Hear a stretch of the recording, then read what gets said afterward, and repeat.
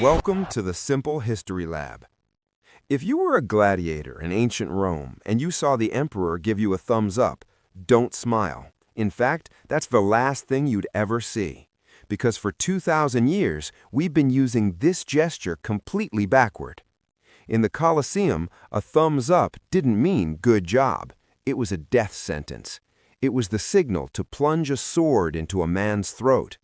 So how did a symbol for cold-blooded execution become the like button on your phone? The answer involves a massive historical mistake, a French painter, and a very confused Hollywood. Today, we're debunking the biggest lie in body language history. We're going to trace the thumbs up from the blood-soaked sands of Rome to the cockpits of World War II fighter pilots. By the end of this video, you'll realize that every time you give someone a thumbs up, you're technically echoing an ancient order for an execution. And I'll show you the exact moment the world got it wrong. We use it for everything. Are you okay? Thumbs up. Is the food good? Thumbs up. It's the universal yes. But have you ever traveled to the Middle East or parts of West Africa and tried it? In those places, giving a thumbs up is the equivalent of the middle finger. It's an insult, a provocation. We assume gestures are universal. We assume they've always meant what they mean now. But the thumbs up is a linguistic ghost, a signal that changed its meaning because we forgot our own history. The Romans called it pollice verso, which literally means turned thumb. Psychologically, the Romans were obsessed with clarity. In a loud, chaotic arena with 50,000 screaming fans, you couldn't hear the emperor's voice. You needed a visual binary, life or death. But here is the twist. The death signal wasn't a thumbs down. It was the extended thumb. Think about it. A thumb sticking out looks like a blade. A thumb tucked away inside the fist, called pollice compresso, symbolized a sword in its scabbard. Hidden thumb? Mercy. Visible thumb, kill him. So if the Romans used it correctly, how did we mess it up? Meet Jean-Léon Gérôme. In 1872, this French artist painted a masterpiece called Pollice Verso. It shows a gladiator standing over his victim, looking at the crowd for instructions. The crowd is shown giving a thumbs down to signal death. Gérôme was a genius, but he wasn't a historian. He assumed up meant good and down meant bad. This painting became so famous that it defined the Roman era for the modern world.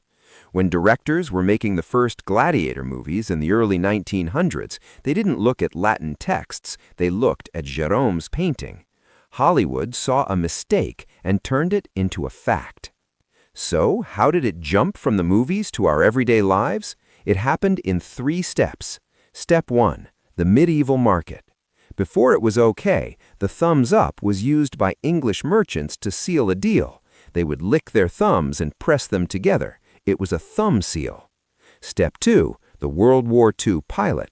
During the 1940s, pilots needed a way to tell the ground crew they were ready for takeoff.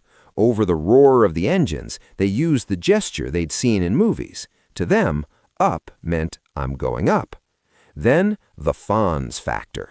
By the 1970s, pop culture icons like Arthur Fonzarelli from Happy Days cemented the thumbs up as the ultimate symbol of cool. The transition was complete. A lethal command had been rebranded as a greeting. It's a bit chilling when you think about it. Our most positive gesture is built on a foundation of misunderstanding and ancient bloodlust. But that's the beauty of human culture. We take the dark parts of our past and we repurpose them. We turned a sword signal into a smile. We took a command for death and made it a tool for connection. It shows that we have the power to change the meaning of the world around us, one hand signal at a time. So, the next time you like a post, remember, you're technically sparing a life, or ending one, depending on which century you're in. But the thumbs up isn't the only hand gesture with a secret dark history. There's another common sign, one we use to show peace, that actually started as a taunt between archers who were about to have their fingers chopped off. But to understand the V sign and the middle finger, you have to go to the Battle of Agincourt. And that is a story for next time. Thanks for watching The History of Simple Things. Like, subscribe, and ironically, give us a thumbs up if you enjoyed this. If you have an idea for a video, leave us a comment and we'll try to get it for you. See you in the next one.